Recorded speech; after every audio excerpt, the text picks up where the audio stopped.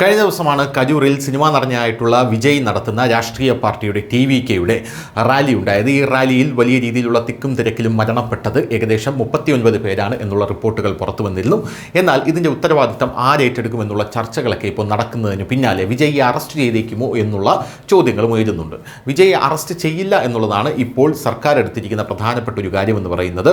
ആ തീരുമാനത്തിന് പിന്നിൽ ഒരു രാഷ്ട്രീയ ലക്ഷ്യം കൂടെയുണ്ട് എന്നുള്ളതാണ് നമ്മൾ മനസ്സിലാക്കേണ്ട ഒരു കാര്യം. കാരണം വിജയ്യെ നിലവിൽ അറസ്റ്റ് ചെയ്താൽ അതിൻ്റെ ഗുണം കിട്ടുന്നത് വിജയ്ക്ക് മാത്രമായിരിക്കും എന്നൊരു കൃത്യമായിട്ടുള്ള ധാരണയിൽ അല്ലെങ്കിൽ ഒരു തീരുമാനത്തിൽ DMK എത്തിയിട്ടുണ്ട്.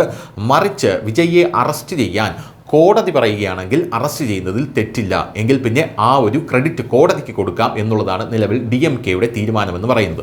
അതുകൊണ്ട് തന്നെ കോടതിയുടെ വാക്കുകൾക്കായി കാത്തിരിക്കുകയാണ് ഇപ്പോൾ DMK.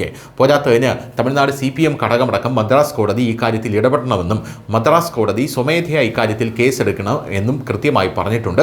എന്തായാലും വിജയ്ക്ക് വലിയ ഡാമേജ് ഉണ്ടായത്, അതായത് വിജയുടെ ഇമേജിന് ഡാമേജ് ഉണ്ടാകാനുള്ള പ്രധാനപ്പെട്ട കാരണമെന്ന് പറയുന്നത് കഴിഞ്ഞ ദിവസം ഈ അപകടം നടന്ന ഉടനെ തന്നെ വിജയ് തിരുച്ചിറപ്പള്ളിയിൽ നിന്ന് ഫ്ലൈറ്റ് പിടിച്ച് തൻ്റെ ചെന്നൈയുടെ വീട്ടിൽ പോയി അകത്ത് കയറി ഒളിച്ചു എന്നുള്ള രീതിയിലുള്ള സംസാരമാണ് ഇപ്പോൾ DMKയിലടക്കം പരക്കുന്നത്. എന്തായാലും വിജയുടെ രാഷ്ട്രീയ ജീവിതത്തിൽ തന്നെ തുടക്കത്തിലെ തന്നെ വലിയ പ്രതിസന്ധി വന്ന് ഭവിച്ചിരിക്കുന്നു. ഇനി രാഷ്ട്രീയം വിട്ട് വിജയ് സിനിമയിൽ വന്നാലും ഈ ഒരു കരിനിഴൽ വിജയുടെ ജീവിതത്തിൽ നിന്ന് മാഞ്ഞു പോകില്ല എന്നുള്ളതാണ് ഈ ഒരു ഇൻസിഡൻറ്റിൻ്റെ ഒരു വലിയ ഗ്രാവിറ്റി എന്ന് പറയുന്നത്.